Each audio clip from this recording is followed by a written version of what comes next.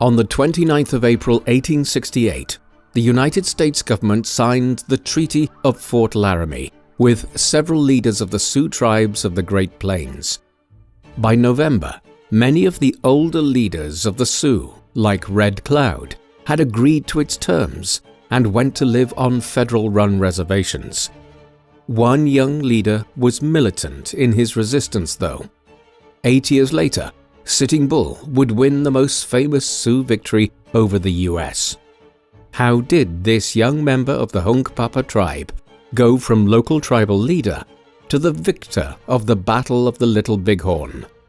This is the story of Sitting Bull and the Great Sioux War.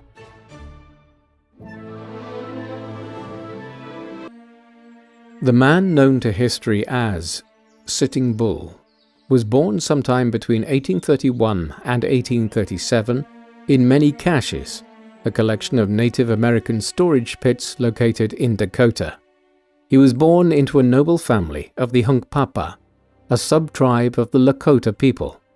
The Lakota and the Dakota collectively made up the Sioux Native Americans that dominated the region from the western edges of the Great Lakes around Minnesota all the way through the Great Plains and the Dakotas to Montana.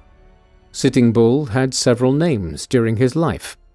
For instance, he was known as Hokapsiche, meaning jumping badger, in his childhood years. Later, he acquired the name Tatanka Iyotake, which translates as Sitting Bull. Sitting Bull's father was also called Sitting Bull. At the time of his son's birth, he was chief of the Hunkpapa tribe along with his two brothers, Four Horns and Looks for Him in a tent. Sitting Bull's mother was her holy door. He had two known sisters, Good Feather and Twin Woman, as well as one half-brother, Fool Dog, who lived with his mother's clan, the Arakaras. By the age of 10, Jumping Badger was recognized as an accomplished hunter, having already killed his first buffalo. 4 years later, the young boy's martial talents helped him attain his first battlefield kill against his people's most hated rivals, the Crows. In 1845, the Hunkpapa were engaged in a border war with the Crows. On the third day, the war party ambushed a band of a dozen Crow riders, and in the ensuing melee, Jumping Badger chased down a mounted enemy and knocked him off his horse with a tomahawk. Returning victorious to their camp, a white eagle feather representing bravery was placed in his hair to symbolize his transition to manhood. His body was painted black from head to toe, and he was led around the camp to rapturous applause. Then, in the final act, Jumping Badger was renamed Sitting Bull by his father, who also gifted his son a traditional buffalo hide shield he would use for the rest of his life. Eager to grow his standing as a master warrior, he took part in numerous successful war expeditions throughout the 1850s that expanded Hunkpapa territory. During these skirmishes, he won about a dozen one-to-one battles, all of which were independently observed and recorded by other men. Eventually, his name struck so much fear that his comrades would shout, "We are Sitting Bull's boys," to demoralize the enemy before they had even started fighting. His insatiable desire for glory, however, would come at a price in 1856 when, challenged by a foe to a one-to-one duel with muskets, he was shot by a bullet in the foot. Despite killing his opponent, he would live for the rest of his life with a limp. In this period, Sitting Bull not only excelled as a soldier, but also as a mystic. In the same year of his injury, he became a Wikasawakan, which translates as sacred man, and which, according to Lakota custom, was an individual who had the ability to have dream visions. In order to attain his spiritual status, Sitting Bull's chest and back muscles were skewered, and he was hung in the air until he was able to tear them loose in a ritual known as a Sundance sacrifice.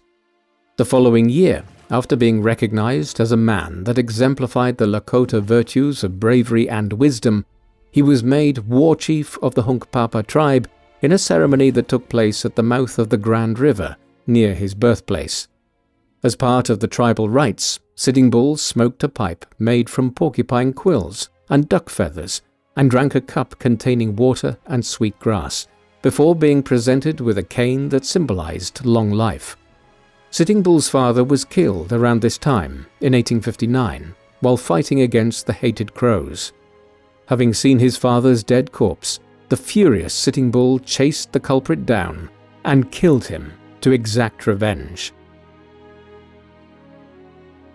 Sitting Bull's ascension to leadership coincided with the rise of the Wasichus, the Lakota term for the new settlers, who, at the end of the 1850s, were emerging as the single biggest threat to his tribe's existence. After decades of massive settlement around the Great Lakes, the influx of hundreds of thousands of immigrants into the US from Europe every year was now fueling American expansion further westward again towards the Great Plains in the 1850s and 1860s. More and more of these settlers began moving in and encroaching on Lakota lands, bringing with them disease, alcohol, and livestock that ate the prairie grasses where wild buffalo fed. In March 1856, the power dynamic between the newcomers and natives was starkly outlined by General William Harney when he gathered Lakota tribe leaders to inform them of a treaty of his own making that had three major stipulations. The first was that Native Americans who had committed crimes against settlers were to be handed over to U.S. authorities. The second was that stolen property must be returned to military outposts. And the third was that they were not to loiter near roads used by settlers, nor were they to obstruct any non-Native American travelers. In return, the general pledged that they would enjoy the protection of the U.S. government. Yet this was a treaty in name only. The U.S. Senate had not ratified it, and it had no legal basis. Most of the Lakota and Dakota people simply chose to ignore it, leading to a surge in violent confrontations between the two races in what are now Minnesota and Iowa, west into the Dakotas and Nebraska. Tensions between the various Sioux tribes and the Euro-American settlers intensified in 1862 when the discovery of gold in the Rocky Mountains transformed the Missouri River and surrounding areas into a popular transportation hub for miners heading westwards, leading to further encroachment on the lands of the Lakota and Dakota. Within a very short space of time, the Missouri River was riddled with prospectors, steamboat captains, and miners. The Dakota War of 1862 marked the beginning of more intense clashes between the U.S. government and the various Sioux tribes, as huge numbers of Dakota tribespeople were displaced from Minnesota and pushed into the Dakota Territory. Others were rounded up and sent to reservations in Nebraska. Sitting Bull and his followers had their power base further west and were only peripherally involved in the Dakota War. But they would have been completely aware of the implications of this westward expansion of the United States. The next year, the invaders signaled their intention to permanently stay in the area with the construction of Fort Sully, located a couple of miles above Fort Pierre on the west bank of the Missouri. This set the stage for the Battle of Killdeer Mountain at the end of July 1864, where the gulf in technology between the two sides was evident as the U.S. forces used accurate long-range rifles, cannons, and artillery. By 1865, Sitting Bull's attitude towards the settlers was clear among his compatriots. With the notable exception of traders who sold guns to his people, he believed that all other non-Native Americans must leave Lakota territory and never return. Over the next 4 years, the chief practiced what he preached by leading the offensive against the newcomers. Others amongst the Lakota, having witnessed the superiority of the invaders on the battlefield, favored a more diplomatic approach and believed that negotiating with the settlers was the only realistic survival option.